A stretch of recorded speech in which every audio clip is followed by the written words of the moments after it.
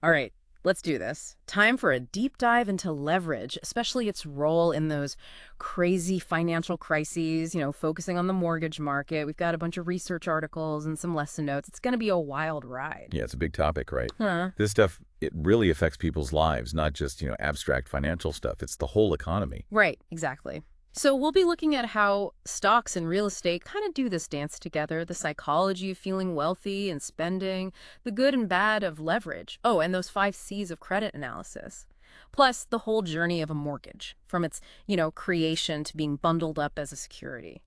And we can't forget about regulation and how it all, or the lack of it, I guess, played a role in that last crisis. Remember those jumbo loans? Yeah. The ones banks were giving out like candy during the housing bubble? Right. Over $3 trillion worth with like almost no rules. Yeah, those loans are a perfect example of how, small financial decision can just ripple out and affect the whole system. It's all connected. So to start, let's talk about how the stock market and the real estate market, well, they're kind of intertwined. There's this study on the Turkish market, it's by Yüksel, called The Relationship Between Stock and Real Estate Prices in Turkey. It shows a strong connection, especially during that global financial crisis back in '08. It's like that wealth effect, right? When people see their house or their stocks going up, up, up, they feel richer, even if they haven't actually cashed in.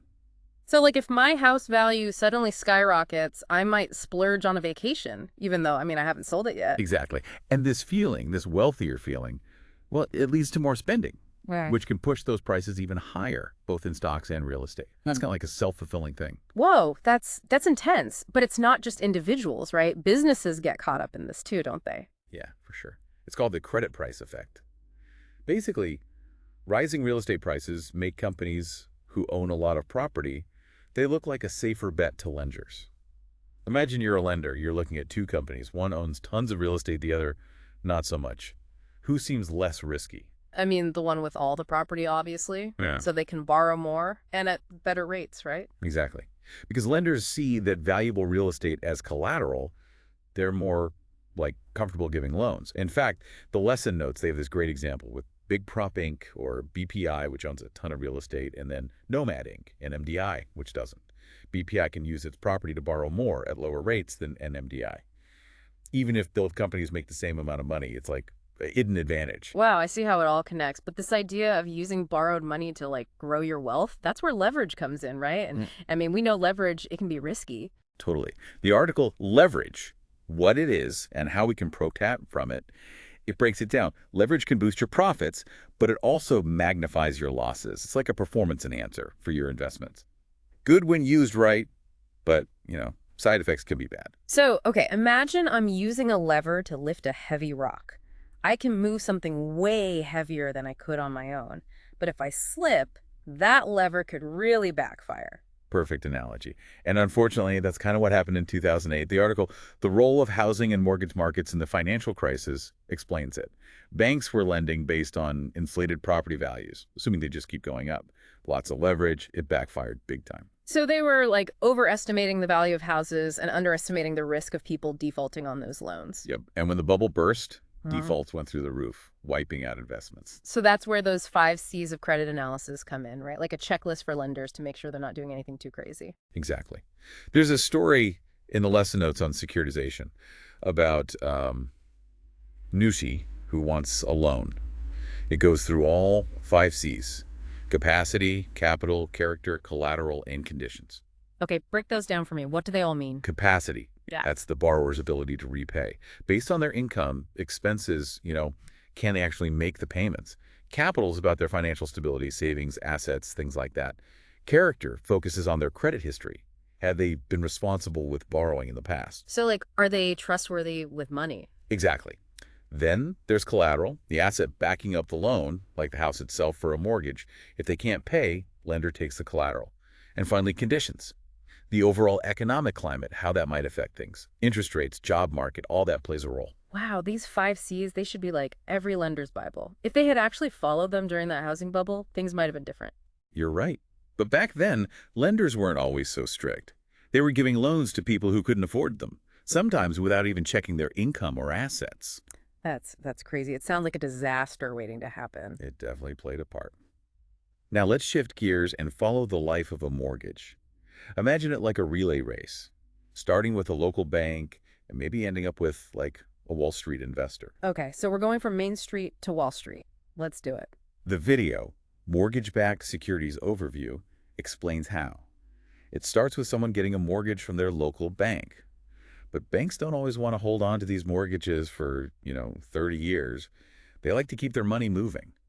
They're saying is we're in the moving business, not the storage business. Yeah, I get it. If their money's tied up in mortgages, they can't make new loans or invest in other stuff. Right. That's where investment banks step in. They buy these mortgages from the local banks and bundle them together, creating these complex investments called mortgage-backed securities, MBSs for short. So it's like taking a bunch of individual loans and making a brand new investment out of them. Exactly. This process, it's called securitization. The Mortgage-Backed Securities 3 video breaks it down. Investment banks then sell these MBSs to investors who are basically betting on those underlying mortgages. Interesting. So the more people pay their mortgages, the more valuable the MBSs become. You got it. Securitization, it actually has some upsides. It makes the market more liquid, meaning mortgages can be bought and sold easily, and it spreads risk around. You're not just relying on one borrower to repay. Okay, spreading risk, that sounds good, but didn't we say that's kind of what caused the crisis? It's complicated. These MBSs are often divided into tranches, like levels of risk and reward. Imagine a skyscraper built with investor money. The safest investors, like the building's foundation, get paid first if something goes wrong. Those are senior tranches. Riskier investors, they're on higher floors, bigger rewards, but also bigger chance of losing everything if it collapses. Mezzanine and equity tranches. So depending on how much risk you want, you can choose which floor you invest on. Exactly. And those videos, Collateralized Debt Obligation Overview and Collateralized Debt Obligation CDO, they go deep into how these tranches actually work. So we've gone from local bank to investment bank to this bundled up security with different risk levels. But where does regulation fit in? That's where things get really interesting. The 2008 crisis, it causes huge debate. Could stricter regulations have prevented it? Or can too much regulation actually be harmful? Yeah, so much to unpack, right? We've got those mortgages moving from Main Street to Wall Street, but it feels like we can't ignore regulation, can we? I mean, 2008 kind of showed us things can go wrong. It definitely highlighted that. The crisis, it brought regulation front and center. Could stricter rules have stopped it all, or would too much oversight actually, stifle things? There are strong opinions on both sides. Okay, let's dive in. We've got Schoen. He wrote the 2007-2009 financial crisis, an erosion of ethics, a case study. He's all about tighter regulations to, keep things in check. His argument, it comes down to moral hazard. Basically, the idea that people, companies, institutions, they'll take bigger risks if they think, well, someone else will clean up the mess. It's like, what is it? Privatize the profits, socialize the losses. You win if it goes well, someone else loses if it doesn't. Exactly. And Schoen, he thinks regulations, they're a safeguard against that kind of, reckless behavior. But, like you said, there's another side to this whole debate. Right. Nassim Taleb, he wrote Skin in the Game, has a very different take. Kling's review of the book really lays it out. Taleb thinks too much regulation, well, it might be worse than not enough. He argues that regulation can actually stifle innovation, Sure. creating all these barriers for businesses. And he thinks too much oversight can lead to a false sense of security. Yeah. Making everyone less, responsible. So, if you feel protected from risk, you might not be as careful. Like having a safety net that's, I don't know, too comfy. That's a great way to put it. Taleb, he stresses skin in the game, meaning people, institutions, they should have a stake in the outcomes. When there's real risk, you tend to be more cautious, more responsible. This makes me think about those jumbo loans, the ones we talked about. What if lenders had more skin in the game? Maybe they wouldn't have given out so many risky loans. Sharp observation. When a bank holds on to a mortgage, for the long haul, they're directly exposed if the borrower defaults. Their skin is in the game. But when they sell it off, bundle it up into an MBS, that risk goes somewhere else. So the further away the lender is from the actual loan, the less they care if it gets repaid. It's a bit more to it than that, but yeah, you're getting the idea. This separation of risk and responsibility, it definitely played a role in '08, and it's at the heart of this e-regulation debate. It sounds like finding that sweet spot between protecting people and, letting innovation happen. It's tricky. Regulators, they have a tough job figuring that out. Absolutely. And it's not just about preventing another crisis. Regulation, it's also about fairness, transparency in the markets. We need rules to stop fraud, protect consumers, keep things stable overall. Right, right. Makes sense. But thinking back to those 5 Cs of credit analysis, could just sticking to them have prevented the whole thing, or was it bigger than that? Million dollar question, isn't it? The five C's, they're crucial, but the financial system, well, it's massive. So many moving parts. And human behavior, that plays a huge role. Even with the best plans, the best risk assessments, things can still go wrong. Like trying to predict the weather. All the tech, all the data, but you can still get a surprise storm. Good analogy. And just like with the weather, we got to be ready for those financial storms too. Understanding risks, making smart choices, and maybe most important, not letting fear or greed, cloud our judgment. So it's about balance, being cautious, but also open to opportunities, Yeah. and having the knowledge to make good decisions, even when things get rough. Exactly. Knowledge is power, especially with money.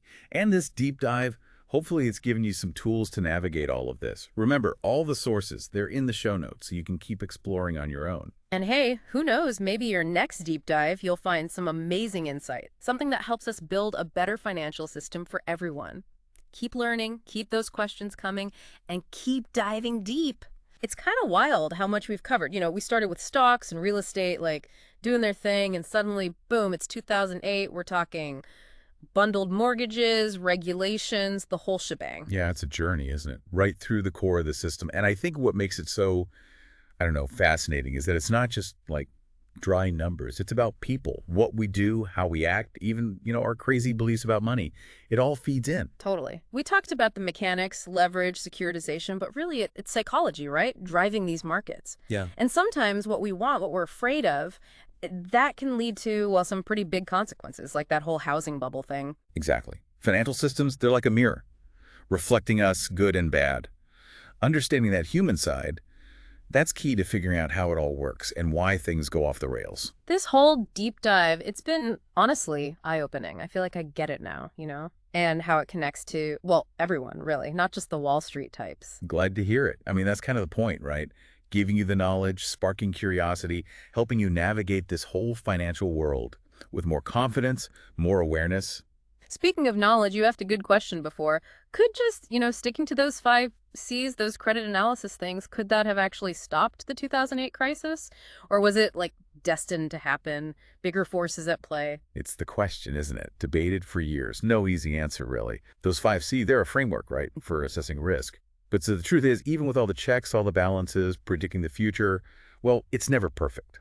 So it's not just about, like, ticking off boxes on a list. There's more to it. Right.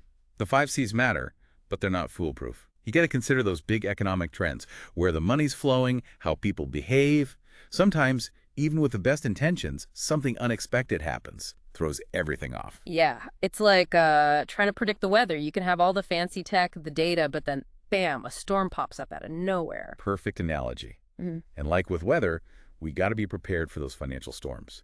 Know the risks, make good decisions, and maybe, this is the big one, don't let fear or getting greedy cloud our thinking. So balance, right.